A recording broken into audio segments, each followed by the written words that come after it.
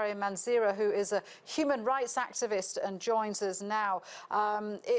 Interesting to listen to Mnangagwa. This is the man whose nickname is the Crocodile. He's poised to become Zimbabwe's next president. How do you feel about that?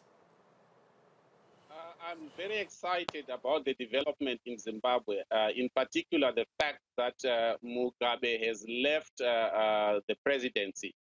And I think this is shared by almost all Zimbabweans. That change in particular, we are very excited about it. But I would like to be very cautious because Emmerson Mnangagwa worked with Mugabe in the government for 37 years. And for many more years prior to independence, he was the personal assistant of Robert Mugabe. Emmerson Mnangagwa is also the person who crafted the brains behind some of the pieces of legislation, like public order, like POSA and AIPA, which were meant to curtail the freedoms of the people of Zimbabwe. So, and also he is a person who had a hand in the Gukura Hundi, which was a genocide that happened in the Matabeleland and Midlands regions of Zimbabwe. So from that perspective, I would like to be very cautious. I'm not sure he has changed that much to the point where we can celebrate. But Mugabe has gone. This is the man who crushed dissent. So isn't this now an opportunity for civil societies and opposition groups to mobilize? Indeed, it is. What we need in Zimbabwe right now for any person who is going to be the leader is to open up the democratic space and to restore the rule of law and start to respect the rights of the citizens. Once that happens, it means even when we are talking of the freedom of the people to elect their own leader when the election time comes, it means everybody will participate in the election process freely and will be able to elect a leader of their own choice. That way, whatever results of an election, the leader that comes of that process becomes legitimate.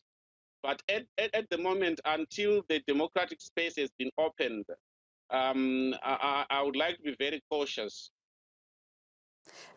Yes, and I do understand that. Mnangagwa said to the crowds of people, this is what he said, and I'll quote to you, "Today we are witnessing the beginning of a new and unfolding full democracy in our country." What do you think he meant by that?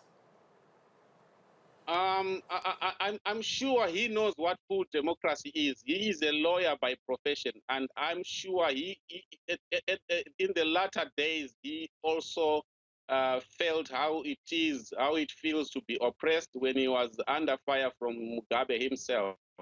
So hopefully, because he appreciates what it means, I genuinely hope that he means his words, and hopefully he also wants to leave a good legacy. That's my only hope. But otherwise, going by his history and his reputation, I would like to be cautious. And what about the military? It was their intervention that led to Robert Mugabe's downfall, of course. How do you see their role now?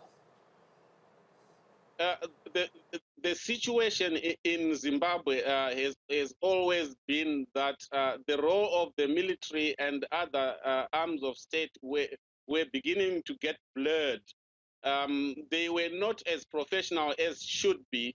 They tended to interfere with the election processes. They got to play some roles which a professional military should never do, like they would be used to go into the streets and beat up people. I also hope this is going to change.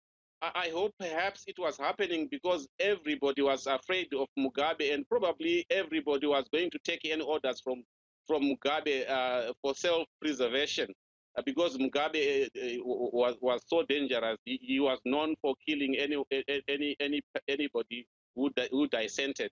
Hopefully, whatever the army was doing, the unprofessional conduct they were doing was due to fear of Mugabe, and we hope they change.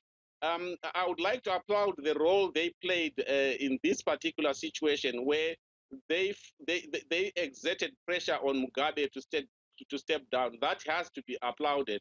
And we really hope the army will now turn professional. Once that happens, it means Zimbabwe is going forward. Good to speak with you and to get your thoughts there. Thank you very much indeed for that, Panyika Anselm Karimanzira, human rights activist.